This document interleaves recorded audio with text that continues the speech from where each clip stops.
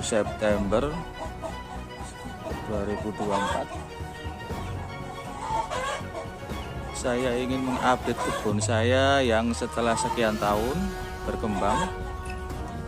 Ya tentu ada dinamika atau masalah-masalah di kebun saya lah. Untuk itu ya ini mungkin bisa dijadikan pelajaran untuk teman-teman sekalian. Tapi ya bagaimana, kita ini kan mempunyai lahan yang di belakang rumah. Tentu kalau lahan di belakang rumah ya tidak terlalu luas. Ya mungkin untuk di kampung saya ini luas, tapi untuk perkebunan tentu ini sesuatu yang ya mungkin ya sangat terbatas lah. Tapi kita berpikir bagaimana memberdayakan lahan ini agar bermanfaat, maka kita tanami berbagai macam buah-buahan. Karena bersemangatnya kita menanam, sehingga kita ini menanam banyak sekali bibit dan meminimalisir lahan-lahan kosong. Tetapi setelah beberapa tahun kemudian, 2 tahun atau 3 tahun, maka di sini akan ada masalah baru, yaitu terlalu rapatnya jarak antar tanam. Karena dulu kan masih kecil ya, tidak terasa 4-5 meter tidak terasa lah. Sekarang sudah besar, 4-5 meter itu seakan-akan itu sudah sempit, hampir berdesakan. Ya sekarang saya tunjukkan ya kebun saya. Ya mungkin ada beberapa yang bisa kita lakukan. Ya tentu kalau kita ini mau memotong atau menebang pohon ya eman lah ya, kan sudah besar. Apalagi tanaman-tanaman ini dari kecil kita merawatnya, maka kita sikapinya yaitu dengan potong memotong atau pangkas memangkas atau pruning memeruning antar dahan, biar semuanya bisa mendapatkan sinar matahari. Karena yang paling penting dari tanaman itu adalah faktor dari sinar matahari. Karena kesuburan, kesehatan tanaman, bagusnya tumbuh, itu yang paling penting adalah faktor dari terkenanya sinar matahari. Nah ini coba kita update dulu beberapa tanaman-tanaman ini ya. Dan mungkin teman-teman nanti bisa lihat, sahabat-sahabat bisa lihat bahwa memang di sini itu ya rapat lah. Tapi bagaimana di kebun? Ya kalau di sebuah perkebunan yang lahannya berhektar-hektar itu bisa mengantisipasi. Tapi karena ini lahan ini agak ya di kebun belakang rumah ya, jadi kita ini gimana caranya agar menanam sebanyak-banyaknya tapi juga aman gitu. Tapi aman. Tapi ya ini masih belum, ini masih belum berbuah. Ini mungkin tanaman saya ini masih setengah jalan. Karena apa? Karena ya walaupun sudah rata-rata itu ya mungkin di atas ada yang 2, ada yang 3, ada yang 4 meter. Tapi semuanya ini masih belum maksimal, masih bisa dibesarkan lagi. Karena ya sebagian besar masih belum berbuah, karena kita masih konsentrasi untuk membesarkan tanaman agar nanti pada saat berbuah dia siap untuk berbuah. Ini ya lahan kebun kita. Ini saat ke kebun maka kita akan melihat ini tanaman black sapoti saya ini yang lumayan, ini sudah banyak yang berbuah. Banyak berbuahnya ini. Ini yang agak besar. Ini black sapotinya ya. Nah, kemudian ini jarak ini antar kemudian ada pohon avokat dan pohon kelengkeng ini ya. Ini jaraknya sebenarnya dulu itu juga agak jauh loh ya. Ini ada berapa? Nah sekitar 1, 2, 3, 4 sampai 5 meter ini. Nah, tapi sekarang hampir, dan ini hampir bersentuhan itu ya. Ya akhirnya ya kita potong lah. Nanti kelengkeng ini enggak tahu ya, subur sekali ini. Kelengkeng new kristal ini subur sekali, pertumbuhannya sangat cepat ya, memang umurnya juga lumayan. Ini ada sekitar 4 sampai 5 tahun. Ini ternyata ini juga ada durian. Nah, ini agak dekat, ini sekitar ya 4 meteran lah ya. Tapi di sisi sampingnya ini ada pohon pisang, kebun ya rapat ya pohon pisangnya, sehingga ini jelas mengganggu sinar matahari. Tapi gimana Bang, ini tanahnya kakak saya ya mungkin tidak bisa lah dipotong seenaknya, jadi tak biarkan sajalah ya, kita sikapi aja lah, nggak apa-apa. Kemudian ini juga hampir bisa lihat itu ya, antara ini dan itu dan alpukat satunya ini sudah hampir bersentuhan, rantai-rantainya sudah hampir bersentuhan. Ini tadi tak potong, tak pruning, dan kita juga melakukan penjarangan ranting. Ini tadi lumayan tinggi, kita potong pucuk, kemudian kita melakukan penjarangan ranting. Ya tujuannya apa ya? Tujuannya ya biar tidak terlalu tinggi. Kalau terlalu tinggi, kemudian daunnya terlalu rimbun, di atas memanjang, nah ini rawan patah. Ya begini, ya ini juga belum berbuah.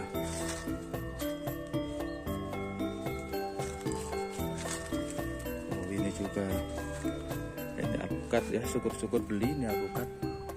Nggak pernah tak siram, tapi ya tumbuh terus. Ya nggak tahu lah, guys. Nah, ini kita ada aligator dan banyak tanaman lainnya. Ya ini untuk mengisi space tanah yang kosong, kita kasih pohon seri. Ini alpukat red Vietnam. Ini agak bagus pertumbuhannya. Disiram gitu aja sudah. Ya memang begini ya keadaannya itu. Lama-lama nanti semakin besar, tentu lahan itu akan terasa sangat sempit. Ini pohon mangga saya ini, cobanan ini Thailand. Ini lahan saya. Jarak ya sekitar antara 5 ada 6, ada yang 4. Tentu itu sangat disayangkan ya kalau misalnya tidak terpakai lahannya itu. Yang belakang sana sudah sawah. Terakhir ini, kalau dilihat dari belakang ini ya, ini luas sekitar, lebarnya sekitar 18, kemudian panjangnya itu ya sekitar 40 meteran. 40 meter. Kita memanfaatkan lahan yang ada. Ya tentu ini pertumbuhannya itu ya mungkin agak lambat lah ya. Kenapa kok agak lambat? Ya biasa karena kita ini pertama itu mengenai lahan, belajar bagaimana cara menanam. Karena belajar pasti ada gagalnya. Pertama ya memang banyak gagal. Pertama itu banyak yang mati tanaman saya. Tapi karena kita mau belajar, akhirnya tanaman kita ini bisa, ya kata orang-orang bagus sih. Ya ada sih teman ya satu kampung sini katanya menanam sekitar berapa 9 atau 15 alpukat, tapi katanya sudah mati semua.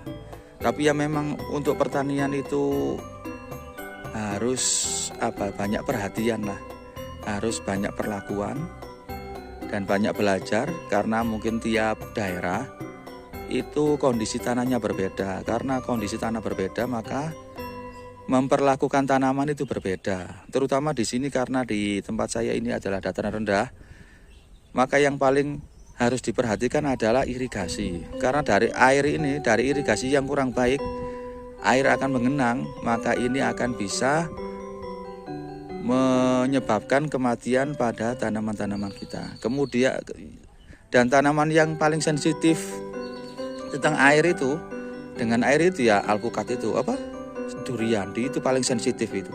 Tergenang itu aja langsung sudah menguning. Kemudian di alpukat itu juga agak sensitif. Beda kalau mangga itu tergenang air sekalipun tidak masalah wis. Sehingga kalau nanam mangga ya wis ditaruh, ditinggal gitu aja lah, tinggal ngopi-ngopi ya langsung bisa tumbuh berbuah. Tapi kalau alpukat nggak bisa seperti itu. Kita harus mengatur ranting, mengatur pengairannya, penyiramannya, lahan tanamnya, memang seperti itu. Tapi kalau sudah tahu caranya, ya alhamdulillah seperti tanaman saya ini. Ya kalau dilihat ya agak subur-subur lah.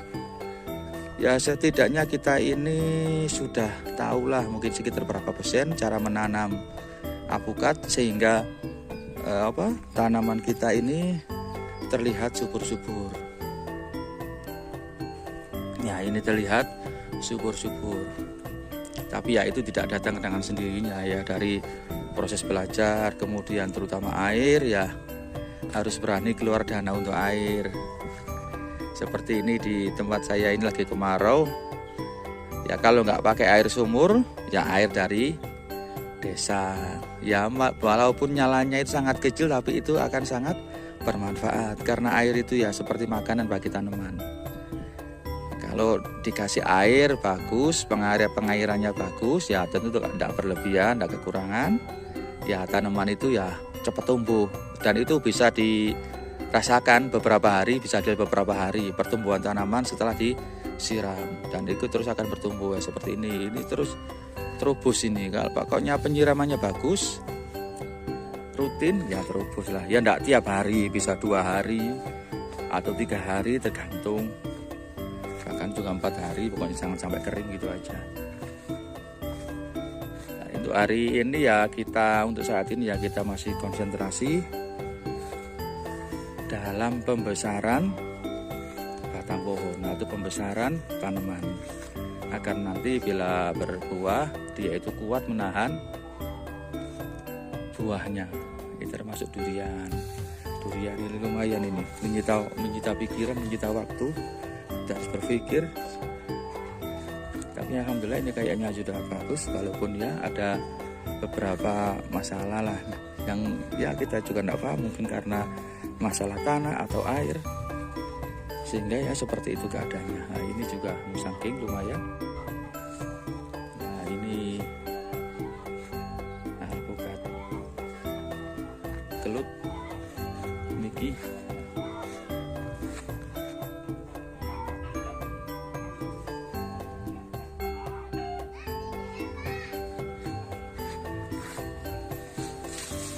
Ya demikian teman-teman.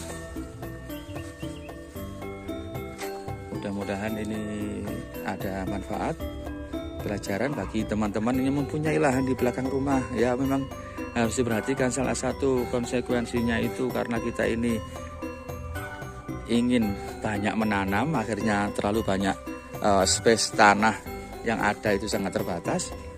Ya ini resikonya, ini harus nanti harus lihat beruning-memeruning, mau tidak mau. Demikian sahabat-sahabat, mudah-mudahan ini bermanfaat. Saya Wiratno dari channel Kebun Desa. Bila ada salah kata, mohon maaf yang sebesar-besarnya. Saya akhiri. Assalamualaikum warahmatullahi wabarakatuh.